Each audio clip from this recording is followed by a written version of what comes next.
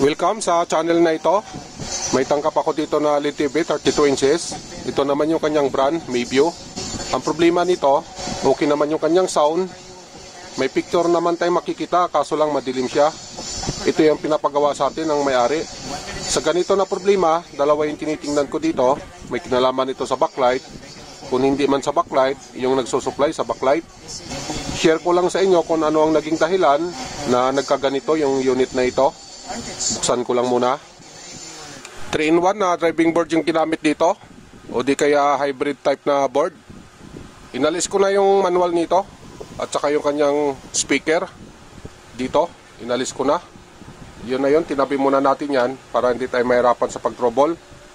Itong kanyang manual, kasama na dito yung sensor, tsaka ito naman yung kanyang speaker terminal. Yan, dyan lang muna yan. Dito tayo mag-trouble. Ang unang gawin natin, magbabacklight tester tayo. Make sure lang tanggalin natin ito dito sa kanyang mainboard. Itong wire na ito, may coding siya, red at saka black. Ibig sabihin, ang supply nito, DC supply, galing dito sa mainboard. Kaya siya may polarity. Ibig sabihin ng polarity, ito yung kanyang positive supply, itong red. Ito naman yung kanyang negative supply, itong kulay black. Hindi pwede magbaliktad yung supply, lalo masisira yung ginagawa natin o di kaya yung backlight niya. Kailangan talaga sundin natin kung ano ang polarity. Ang gawin natin dito, mag-i-inject tayo ng supply na galing backlight tester para ma-identify natin kung may problema ang backlight o wala. Yan muna ang unang gawin natin. Dito tayo mag-umpisa. Nag-inject na ako ng supply, naka-polarity na yan. Itong ating backlight tester, buhay na. Pansinin natin yung mga butas-butas dito. Pag halimbawa na wala tayong maaninag na ilaw, ibig sabihin backlight ang problema. On ko lang. Yan, wala tayong napansin. Wala. At saka yung ating backlight tester, hindi kumakain ng wattage. Ibig sabihin may problema yung backlight pagka ganito yung reading nya. Ayan o, mataas masyado ito. Pag halimbawa na okay yung backlight natin, hindi dapat ganito ang reading, mababa dapat. Kaya nagkaganito ang reading, may problema yung backlight nya. Confirm na natin na backlight ang problema nito. Ang sunod na gagawin natin, magbabaklas tayo ng panel, kasama na itong top board. Huwag lang natin madaliin ang pagtatanggal nito kasi ito yung pinakamahirap na trabaho, yung magbabaklas ng panel.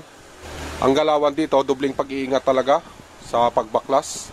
Di bali mabagal yung pagtanggal natin, at least sigurado yung pagtanggal natin na hindi natin masisira, hindi natin mabasag o hindi natin masagi itong kanyang COF na baka matanggal ito. Hindi ko na ipakita kung paano ko ito tatanggalin kasi ang pagtanggal naman nito kanya-kanya namang paraan. Basta ang importante lang, iingatan lang talaga na hindi siya masira. May 3 strip siya na laman. Yung panel natin dyan lang muna para safety. Yung bawat strip nito, mayroong 2, 4, 6, 7 ilaw. Ibig sabihin, times 3 natin, may 21 bulb siya. Bago tayo mag-check, tanggalin lang natin yung connection. Tanggal na ito lahat. Supplyan natin ng backlight tester para ma-check natin kung alin ang may problema. Unahin natin tong isa. Dito. Yan. Okay naman ito. Dito tayo sa pangalawa. Pangalawa natin wala. Pangatlo.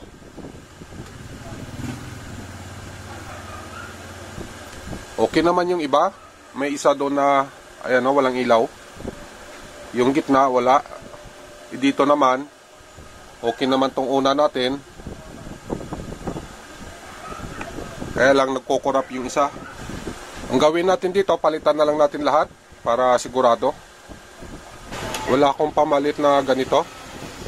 Ang sa kanya kasi 7 ang ilaw. Yan o. Ang gawin ko na lang, ito lang kasi yung pamalit ko na available. Pang 32 inch din naman ito.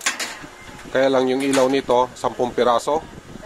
2, 4, 6, 8. 10 lahat to. Yung sa kanya, 7 yung ilaw. 3 strip, 21 na bulb. Ang gawin ko na lang, 2 na lang yung gamitin. 2 tig-10.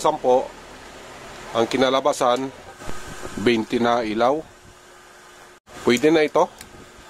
Hindi lang tayo sa sobra. Kasi pag halimbawa na gawin nating 3, hindi na iilaw to. Kasi kakapusin yung supply. Pero itong 2 na strip, kaya niya na ito. Di bali bumaba konti, hindi lang tayo lalagpas. Bali ang diferensya lang nila, isang ilaw lang. Yung sa kanya, 21 bulb. Ito namang ipapalit natin. Ang total, nasa 20 bulb. Subukan natin. Nalagay ko na yung 2 strip. Nabago na yung posisyon niya kasi 2 strip lang yung nilagay natin. Pero ito, matibay naman ito kasi nakatornilyo. May tornilyo dito at ganun din dito sa kabila. At ganun din tong isa, nakatornilyo din dito, saka dito din. Hindi natin nasunod yung sa kanya kasi nga wala tayong pamalit na kagaya nito. Ito naman yung inalis natin sa kanya, itong 3 piraso. Ang pinalit natin, 2 piraso. Bago natin ibalik yung panel, yan, testing natin.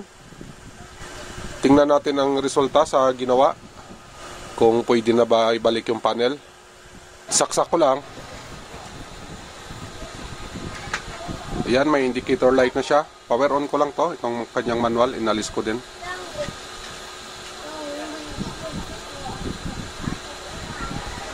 Ayan, nag-on na siya.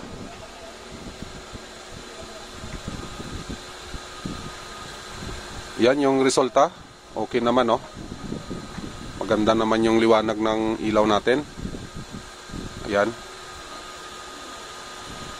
Pwede na ito. Balik ko lang yung panel. Final test tayo. Okay naman yung resulta sa ginawa natin. Ayan.